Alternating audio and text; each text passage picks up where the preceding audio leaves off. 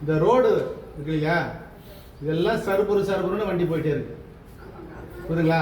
நீங்க எல்லாம் வயசானவங்க, சாலையை கடக்கும் போது கையை நீட்டி கடந்து செல்லணும்.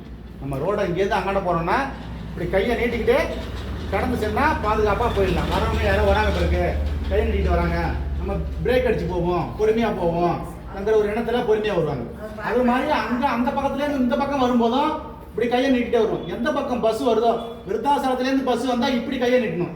அங்கேருந்து சேத்துத்தோப்புலேருந்து பஸ் வந்தா இப்படி கையை நீட்டிட்டு நீங்க கடந்து சென்றாலே விபத்து என்பது நடந்து வரும்.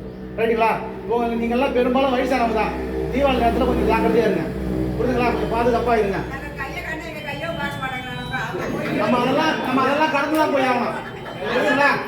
எல்லாம் டூ வீலர்ல ஓட்டுறவங்க எல்லாம் கார் வேகத்துல போறாங்க, கார்ல போறவங்க எல்லாம் பிளேன் வேகத்துல போறாங்க. இப்படி காலகட்டத்தில் நம்ம வாழ்ந்துட்டு இருக்கோம். அதனால நம்ம பாதுகாப்பா வீட்டுக்கு போகணும்னா கொஞ்சம் நின்று ரெண்டு பக்கமும் பார்த்துட்டு போனா பாதுகாப்பா வீட்டுக்கு போகலாம். நம்ம அவசரப்பட்டு போனா ஒண்ணு விருத்தாசலம் ஜிஹெச்சுக்கு போகணும், இல்லைன்னா சிதம்பரம் ஜிஹெச்சுக்கு போகணும். அதனால கொஞ்சம் எச்சரிக்கையா இருங்க. அது மாதிரி உங்க பிள்ளைகள் எல்லாம் வண்டி ஓட்டும் இல்லையா, டூ வீலர் ஓட்டும் இல்லையா, ஹெல்மெட் போட சொல்லுங்க. ஒரு 1000 ரூபாய் ஹெல்மெட் விலை மதிக்க முடியாத உசிரை காப்பாற்றும். அந்த ஹெல்மெட் வந்து விபத்து ஏற்பட்டு போச்சுன்னா கை கால் உடைஞ்சா கூட, ஊனமா ஆனா கூட வீட்டில் உட்கார்ந்துறதுக்கு ஒரு ஆளா இருக்கலாம். அதெல்லாம் நடக்க வேண்டாங்கிறதுக்காக தான் நாங்கள் ஒரு விழிப்புணர்வு பண்ணிட்டு இருக்கோம். அதனால உங்க பிள்ளைகள்கிட்ட யாரெல்லாம் வண்டி ஓட்டுறாங்களோ உங்க சொந்த பந்தங்கள்கிட்ட ஒரு ஹெல்மெட் போட சொல்லுங்க. ஒரு 1000 ரூபாய் நல்ல தரமான ஹெல்மெட்டை போட சொல்லுங்க.